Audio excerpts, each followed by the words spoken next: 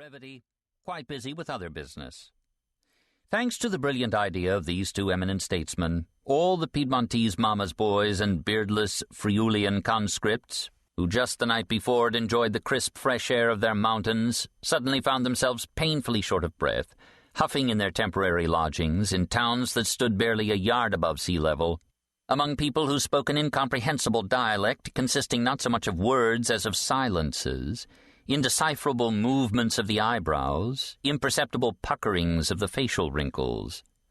They adapted as best they could, thanks to their young age, and were given a helping hand by the residents of Vigàta themselves, who were moved to pity by the foreign boys' lost, bewildered looks. The one who saw to lessening the hardship of their exile was a certain Gege Gulotta, a fast thinker who until that moment had been forced to suppress his natural gifts as a pimp by dealing in light drugs.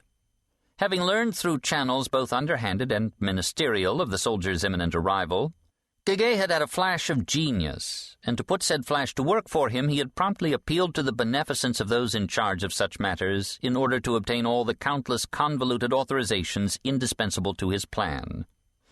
Those in charge being, that is, those who truly controlled the area and would never have dreamt of issuing officially stamped permits. Gege, in short, succeeded in opening a specialized market of fresh meat and many and sundry drugs, all light, at the pasture. Most of the meat came from the former Eastern Bloc countries, now free at last of the communist yoke, which, as everyone knows, had denied all personal human dignity. Now, between the pasture's bushes and sandy shore, come nightfall, that reconquered dignity shone again in all its magnificence. But there was also no lack of third-world women, transvestites, transsexuals, Neapolitan faggots, Brazilian viados, something for every taste, a feast, an embarrassment of riches. And business flourished, to the great satisfaction of the soldiers, Gege, and those who, for a proper cut of the proceeds, had granted Gege permission to operate.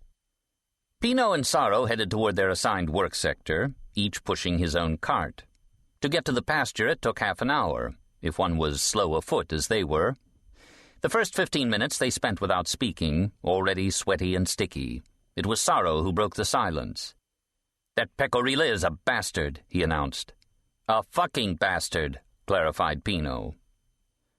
Pecorillo was the foreman in charge of assigning the areas to be cleaned, and he nurtured an undisguised hatred for anyone with an education, having himself managed to finish middle school at age 40 only thanks to Cusumano, who had a man-to-man talk with the teacher. Thus he manipulated things so that the hardest, most demeaning work always fell to the 3 university graduates in his charge.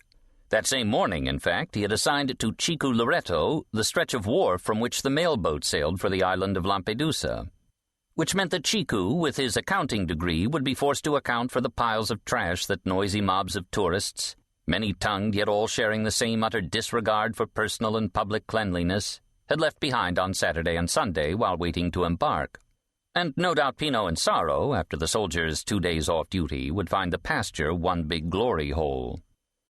When they reached the corner of Via Lincoln and Viale Kennedy, in Vigàta there was even a Cortile Eisenhower and a Vicolo Roosevelt, Saro stopped.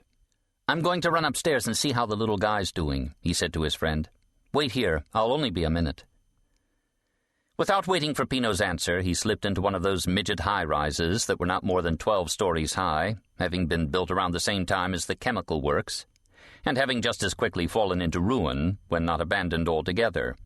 For someone approaching from the sea, Vigàta rose up like a parody of Manhattan, on a reduced scale, and this explained perhaps the names of some of its streets. Nene, the little guy, was awake. He slept on and off some 2 hours a night, spending the rest of the time with eyes wide open, without ever crying.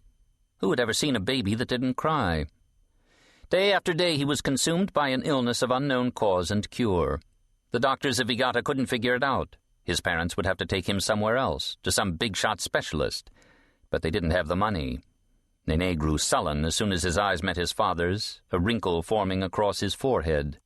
He couldn't talk, but had expressed himself quite clearly with that silent reproach of the person who had put him in these straits. "He's doing a little better. The fever's going down," said Tana, Saro's wife, just to make him happy. The clouds had scattered, and now the sun was blazing hot enough to shatter rocks. Saro had already emptied his